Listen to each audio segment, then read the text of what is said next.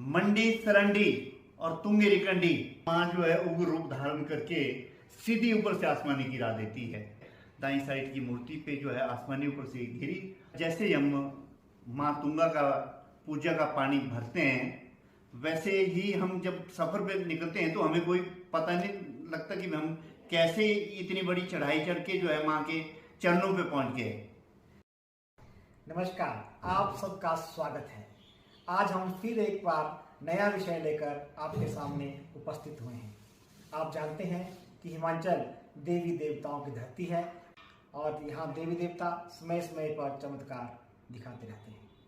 आज हम बात करेंगे मंडी जिला की अधिष्ठात्री देवी तुंगा भगवती की। माँ तुंगा भगवती का मंदिर मंडी जिला में एक ऊंची चोटी पर तुंगा नामक स्थान पर स्थित है। घने जंगलों से होते हुए इस स्थान तक पहुंचा जाता है। माँ तुंगा भगवती के प्राकट्य और अन्य कहानी को जानने के लिए हमारे साथ माँ भगवती के पुजारी इंद्र ठाकुर जी उपस्थित हैं। इंद्र जी, आपका हमारे कार्यक्रम में बहुत बहुत स्वागत है। धन्यवाद जी। सबसे पहले तो मैं अपनी कुलदेवी माँ तुंगा को कोटि कोटि नमन करता हूँ। आज मेरा सौभाग्य है कि हमारे महान बीच में हमारे महानुभाव बोलूँ में या महाज्योतिष के ज्ञाता और पंडित मनोज शर्मा जी, इन्होंने पूछा कि माँ तुंगा का आगमन कहाँ से हुआ और कैसे कहाँ आई और कैसे वहाँ तुंगा भगवती तुंगा नामक स्थान पे उसका विराजमान हुआ। तो पंडित जी, माँ तुंगा भगवती जो है हमारे जम्मू काशी से आई और ये गद्दियों के साथ इसका सफ़र रहा ज़्यादा भेड़ बकरियों के साथ, और इसका रिश्ता भी ज़्यादा भेड़ बकरियों के साथ ही रहा है। भेड़ बकरियों के साथ वहाँ से गडरियों के साथ आती रही और जगह जगह पे ये विराजमान रही और उसके बाद जो है लास्ट मोमेंट पे तुंगा नामक स्थान पे जो है बैठी। पुजारी जी, माँ का जो तुंगा भगवती स्थान है, कहते हैं कि बड़ी दुर्गम चढ़ाई चढ़ने के बाद जंगल का रास्ता तय करने के बाद आता है। तो आप माँ की पूजा करते हैं, आपका घर वहाँ से कितना दूर है और आप कैसे मैनेज करते हैं वहाँ आना जाना? ऐसा है, हमारा घर जो है 9 किलोमीटर की दूरी पे है। एक घर 9 मंदिर से 9 किलोमीटर की दूरी पे है। दूसरा घर जो हमारा जो जहाँ माता का निशान है वहाँ से 7 किलोमीटर ऊपर जो है माता का मंदिर है।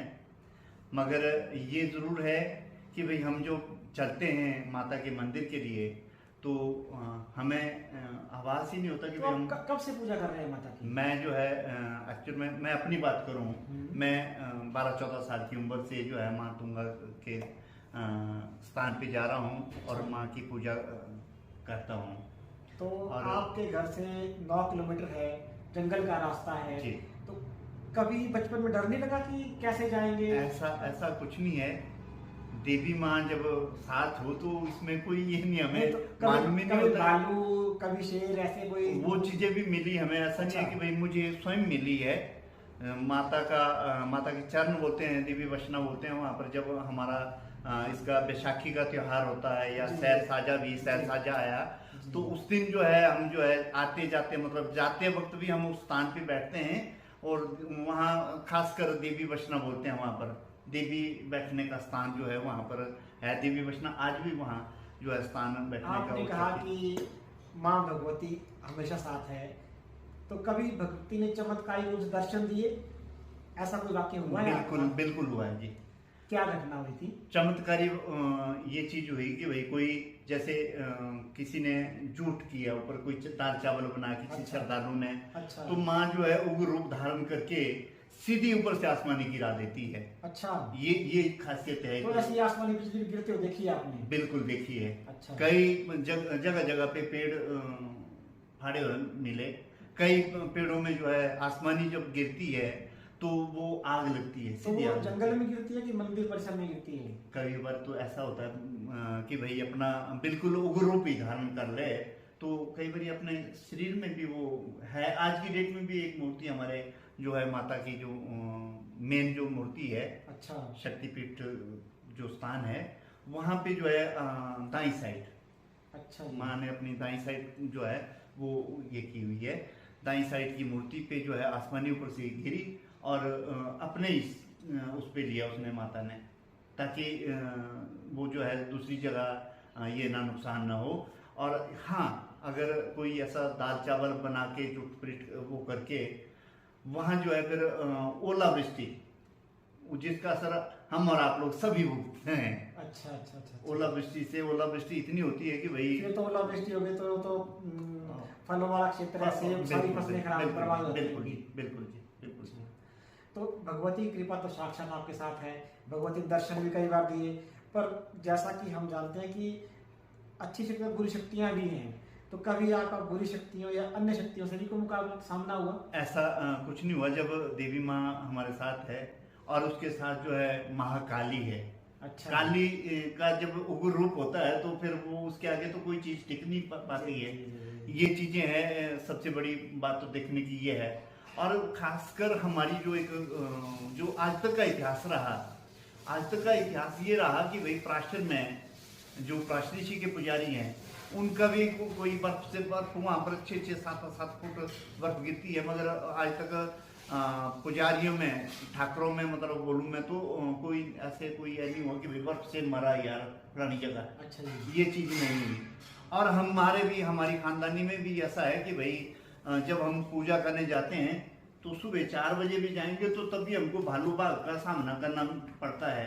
अच्छा। और ये चीज़ नहीं हुई कि भालू ने हमारे ऊपर ये धावा बोला या बाघ ने हमारे ऊपर धावा बोला, मगर भालू और बाघ जो है ऐसे निकल जाते हैं साइडों से निकल जाते हैं, मगर हमारे साथ कोई पुजारियों के साथ कोई भी छेड़छाड़ नहीं होती है, आज तक ना हुई ना आगे होगी। हमें इतना विश्वास है माता के ऊपर। माँ भगवती तुंगा जो है ना, वो तुंगा में किस रूप में दर्शन देती है भक्तों को? माँ तुंगा भगवती जो है हमारी जो खानदानी की औरतें हैं उनके रूप में भी, या कन्या रूप में, एक्चुअल में इसका कन्या रूप है।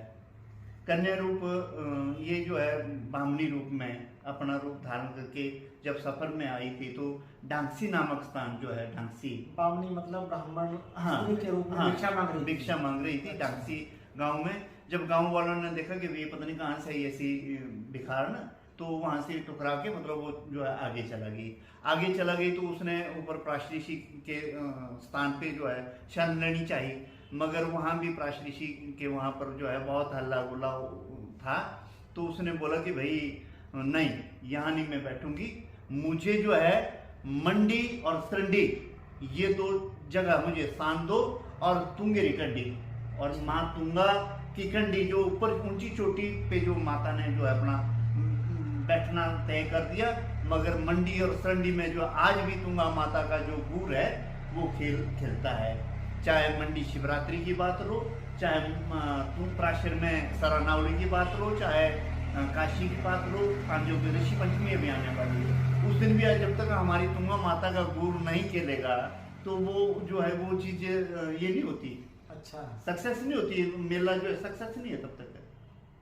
तुंगा माता का गुर खेलेगा ही खेलेगा, तभी बोलते हैं मंडी और सरंडी और तुंगे कंडी, एक लगन एक बिंदु।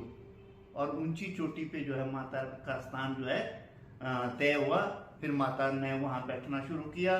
फिर वहां जो है एक खासियत है, हम जो है पुजारी लोग चाहे आम श्रद्धालु लोग जो है वहां पर ऊंचे नहीं बोलते हैं। अच्छा जी। ऊंचा बोलना जो है वहां निषेध है जी। निषेध है। मतलब वो जो है साइलेंट जोन है। साइलेंट जोन होने की वजह से जो है ऊंची आवाज में, जब मंदिर से अगर सराय के लिए आवाज डालनी हो तो वहां नहीं डालते हैं, आवाज नहीं हो रही से परे डालते हैं। मगर पार से मंदिर से बंदा या अपने आप स्वयं वहां जाके किसी को कोई ये करना है तो बुलाना है तो वहां जाके उसको बुलाया जाता है, पार मंदिर पहुंचते हैं। फिर कहते हैं कि माँ भगवती तुंगा का क्षेत्र है जहाँ मंदिर है, उसके आसपास बहुत जड़ी बूटियां भी विद्यमान हैं, तो ऐसा है? और कौन कौन जड़ी बूटियां हैं? माँ तुंगा के परिसर में जो माता का एरिया है, एरिया में जहाँ भी जो भी है उस स्थान के आसपास, उस स्थान के आसपास जो है उसमें बहुत सारी जड़ी बूटियां हैं। ये सच है, इसमें कोई दो राय नहीं है। अब कई चीजों का हमें ज्ञान नहीं है, कई चीजें तो ऐसी है जैसे वो चीज तो मैं स्वयं देखा हूँ जैसे भूतकेशी है, भूतकेशी और न्याणा, वो दूसरा अपना नाग छतरी, और एक दूसरी जड़ी बूटी है, वो जो है ये सारी जो हवन सामग्री में लगती है। इससे जो है ये पता नहीं माता की अपनी कृपा है कि भाई हवन सामग्री में भी अगर कहीं हमें हवन सामग्री ना मिले तो हम जो है वहाँ से भूतकेशी वगैरह वो उखाड़ के लाते हैं, निकाल के लाते हैं और हवन सामग्री में मिक्स करके जो हवन करते हैं। तो ये थे तुंगा माता के पुजारी इंदर ठाकुर जी। इन्होंने माँ भगवती के बारे में बताया और बहुत ही सुंदर जानकारी दी। इसके लिए इनका बहुत बहुत धन्यवाद। बहुत बहुत धन्यवाद पंडित जी। जय माता। और देवी माँ आपके ऊपर सारी उम्र, जब तक सांस है तब तक देवी माँ का आशीर्वाद आपके ऊपर सदैव बना रहे। जय माता की, जय तुंगे भगवती। जय माता।